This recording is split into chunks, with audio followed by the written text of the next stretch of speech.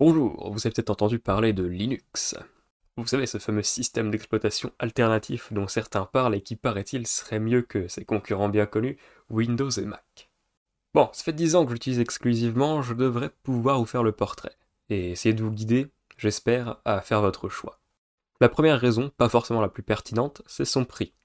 La licence Windows c'est 135 balles, Mac ça fonctionne que sur des ordis spécifiques, Linux c'est gratuit, et ça fonctionne sur n'importe quel hardware. Et en plus de ça, bah, souvent les logiciels qui viennent sous Linux sont gratuits aussi. Ensuite, c'est simple et c'est stable.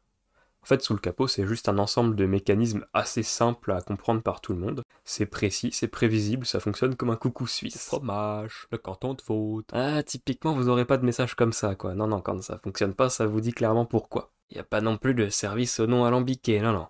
Et en plus, à chaque instant, tu peux savoir ce que fait ton ordinateur. Et puis en plus de ça, bah, puisque les mécanismes sont simples, bah, ça fait moins de bugs possibles. Et ouais, la complexité, c'est pas forcément un ami de la stabilité. Je peux vous dire qu'après des années passées aux côtés du pingouin, bah, ça fait bizarre de voir à quel point les 4 carrés sont un peu à la ramasse en termes de stabilité. Linux est un système d'exploitation respectueux, c'est-à-dire qu'il va rien se passer si tu le demandes pas. T'as pas de mise à jour automatique et forcée, t'as pas de logiciel qui s'installe sans raison, t'as pas de changement inexplicable. Bah oui, mais moi j'ai pas demandé Candy Crush sur mon ordi, donc il s'est pas installé tout seul. Et puis en plus de ça, il est respectueux de la vie privée.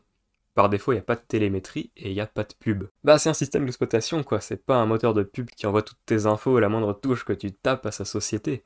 Le tout pour les vendre par derrière. C'est un système qui est libre et open source. Ça veut peut-être rien dire pour vous, mais en gros, ça veut dire que tout le monde a accès au code qui est exécuté sur l'ordinateur. C'est plutôt pas mal, parce que bah en général c'est cool de savoir ce qui tourne sur sa machine. Et que tout le monde peut le modifier. Et là déjà une des conséquences directes de la simplicité et du fait que ce soit libre et open source, c'est la sécurité.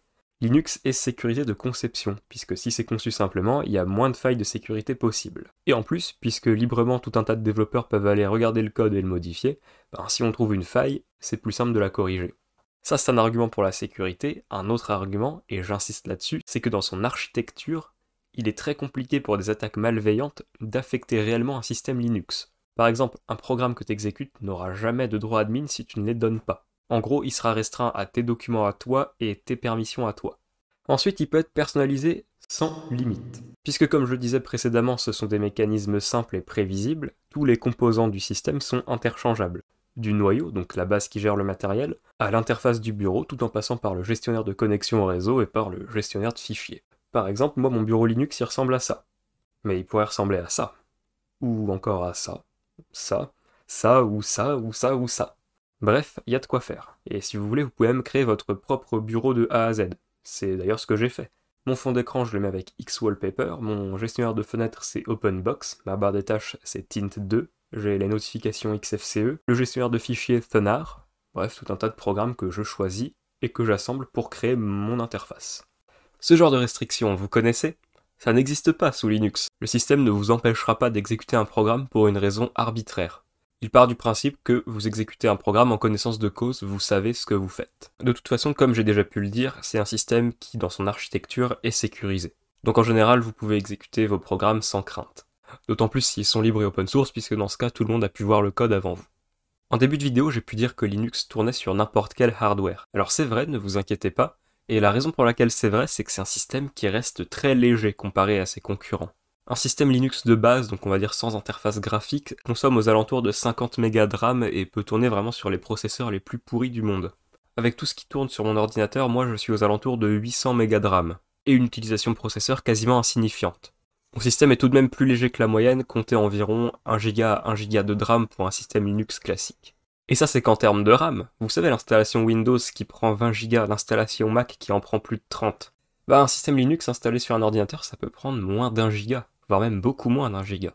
En revanche, le souci de la compatibilité est souvent évoqué, et par expérience, voilà quelques conclusions que j'ai pu en tirer. Sur Linux, la plupart des équipements matériels standards vont fonctionner nativement sans rien faire. Il n'y aura même pas de driver à installer sauf pour les cartes graphiques, et encore c'est en train de changer. Et ça c'est grâce à la communauté. Ils sont en train de faire en sorte que même ta dernière 1360 GTX Ti, j'en sais rien, tu la connectes dans ton ordi, elle fonctionne sans rien installer en plus. Par contre, pour tout ce qui est matériel plus spécifique, et je pense par exemple aux cartes de capture type Elgato, le fonctionnement n'est pas garanti parce que c'est du matériel pas très utilisé finalement et que la communauté Linux est encore assez petite. Pour ce qui est des logiciels, Linux ne supporte pas les points .exe. Des moyens existent pour les faire fonctionner avec des logiciels comme Wine, voire même Docker, mais c'est vraiment pas quelque chose que je recommande pour les nouveaux parce que c'est pas simple à mettre en place. Mais rassurez-vous parce qu'il y a presque toujours une alternative libre, gratuite, open source et linuxienne qui existe. Donc ouais, le conseil que je vous donne, si vous décidez de passer à Linux, c'est de prendre du natif. D'ailleurs, autopromo, voici quelques logiciels que je vous recommande, dans la description ou en haut à droite. Et bon, pour les gamers, même si je suis pas très fan de la plateforme, Steam a quand même fait en sorte de pouvoir faire tourner n'importe quel jeu Windows ou Mac sous Linux, et ça c'est très fort. Franchement, j'ai testé, ça tourne nickel, voire même parfois mieux que sur des systèmes Windows. Je n'ai qu'à tirer mon chapeau. Donc pour conclure, au-delà des raisons plutôt terre-à-terre que j'ai évoquées, c'est peut-être aussi une remise en question. Est-ce que vous avez réellement besoin d'un programme spécifique, de jouer 6 heures par jour à un jeu moralement, qu'est-ce que vous pensez du fait que votre système d'exploitation envoie toutes vos données à sa boîte pour les revendre, qu'il vous mette de la pub à chaque instant et qu'il vous force des changements? Au fond, qui est-ce qui doit avoir le contrôle sur mon ordinateur, sur ma vie numérique? Bah c'est peut-être pas Microsoft. Je dis Microsoft, mais Apple fait pas mieux.